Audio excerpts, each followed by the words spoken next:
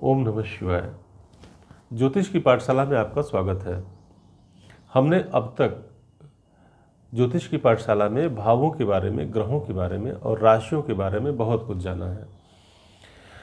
राशियों के बारे में हमने ये भी जाना कि किन राशियों पर किन ग्रहों का आधिपत्य होता है, लेकिन एक छोटा सा प्रश्न अनुत्तरित होता है। वो ये है कि सूर्य और चंद्र का एक एक राशियों पर आधिपत्य होता है और शेष 5 ग्रहों का आधिपत्य 2-2 राशियों पर होता है। ऐसा क्यों? इसके बारे में एक अत्यंत रोचक और क्रिस्प विश्लेषण आपके सामने प्रस्तुत कर रहा हूं, जो कि आपको निश्चित रूप से बहुत पसंद आएगा। ध्यान से इस वीडियो को देखें, बहुत छोटा वीडियो बनेगा। इस वीडियो को ध्यान से समझें, ये आपको फर्दर प्रेडिक्शन में बहुत आनंद देगा। और आगे बढ़ने के पूर्व आग्रह कि यदि आपने अभी तक चैनल को सब्सक्राइब नहीं किया है, आप ज्योतिष और वास्तु के विषय को पसंद करते हैं, तो चैनल को अवश्य सब्सक्राइब करें और बेल आइकॉन दबाएं, जिससे आने वाले वीडियो की सूचना आपको समय से प्राप्त हो। और वीडियो पसंद आए तो इसे लाइक भी करें। तो आगे की जानकारी के लिए आइए चलते हैं ओपन बोर्ड पर और अत्यंत रोचक एक विश्लेषण आपके सामने प्रस्तुत करता हूँ। राशियों पर ग्रहों के आधिपत्य को समझने के लिए सबसे पहले हमें यह समझना आवश्यक है कि किन राशियों पर किन ग्रहों का आधिपत्य है। पहले नंबर की राशि मेष और 8वें नंबर की राशि वृश्चिक, इन दोनों पर आधिपत्य है मंगल का। वृषभ और तुला यानी दूसरे नंबर की राशि और 7वें नंबर की राशि पर आधिपत्य है शुक्र का। मिथुन और कन्या यानी तीसरे नंबर और 6ठे नंबर की राशि का आधिपत्य है बुध का।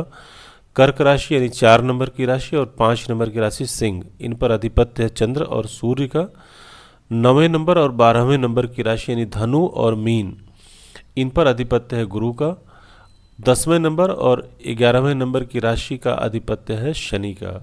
यानी इन राशियों पर इन ग्रहों का आधिपत्य है। हम इस बात को जानते ही हैं, लेकिन हमने बस आपको एक रिमाइंडर के लिए यहाँ पर रिपीट कर दिया है। अब जैसा कि आपने देखा कि मंगल का, शुक्र का, बुध का, गुरु का और शनि को, इन 5 ग्रहों को 2-2 राशियों का आधिपत्य दिया गया है, जबकि चंद्रमा और सूर्य का आधिपत्य केवल एक एक राशियों पर है। चंद्रमा का आधिपत्य कर्क पे और सूर्य का आधिपत्य सिंह राशि पे है।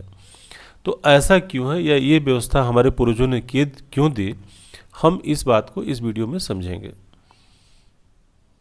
तो अब आप इस पेज को ध्यान से समझ लें, और मैं तो कहूँगा कि इस पेज का आप एक स्क्रीनशॉट लेकर रख लें।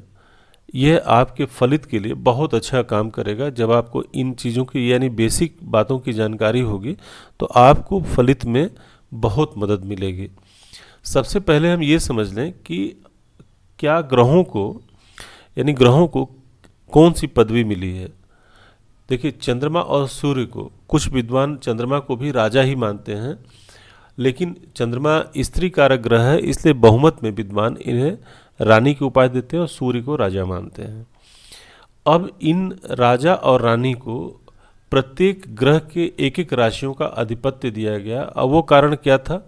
बुध है 3 नंबर और 6 नंबर की राशि यानी कन्या राशि और मिथुन राशि, इन दोनों का स्वामित्व बुध का है। तो 4 के बाद यहाँ नीचे बढ़ते हैं तो 3 आता है, बुध की राशि है, और इधर आगे बढ़ेंगे तो 6 नंबर की राशि है बुध की, और बुध की पदवी है ग्रहों में युवराज की। तो यानी दोनों को युवराज की एक एक राशियाँ दी गई। और इस प्रकार से आगे बढ़ेंगे तो आप पाएंगे कि 2 नंबर की राशि इधर और इधर 7 नंबर की राशि, ये राशि है शुक्र की, यानी वृषभ राशि और तुला राशि।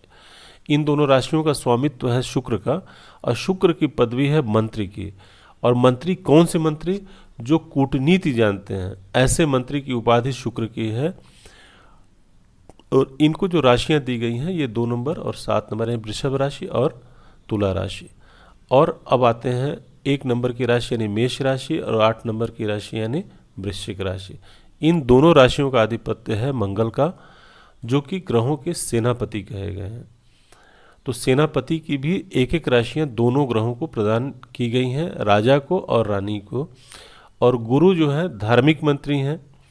जो धार्मिक मंत्री गुरु की 2 राशियां हैं, एक राशि है मीन राशि और एक राशि है धनु राशि।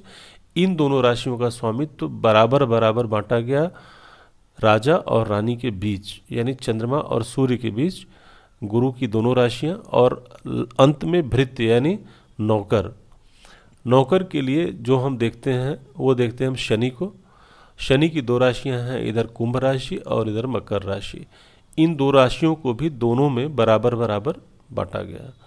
तो हम ये देखेंगे कि चंद्रमा को और सूर्य को सभी राशियों के अधिपत्य की राशियों में से एक एक राशियां चंद्रमा के अधीन और एक राशि सूर्य के अधीन दिया गया। इस छोटे से और क्रिस्प विश्लेषण को आप अवश्य ध्यान में रखें, क्योंकि ये आगे आपके फलित में ये बहुत काम आएगा। तो इस वीडियो में इतना ही। ज्योतिष की पाठशाला के बाकी वीडियो भी आप अवश्य देखें, यदि आप ज्योतिष के बेसिक ज्ञान में अपनी रुचि रखते हैं। धन्यवाद।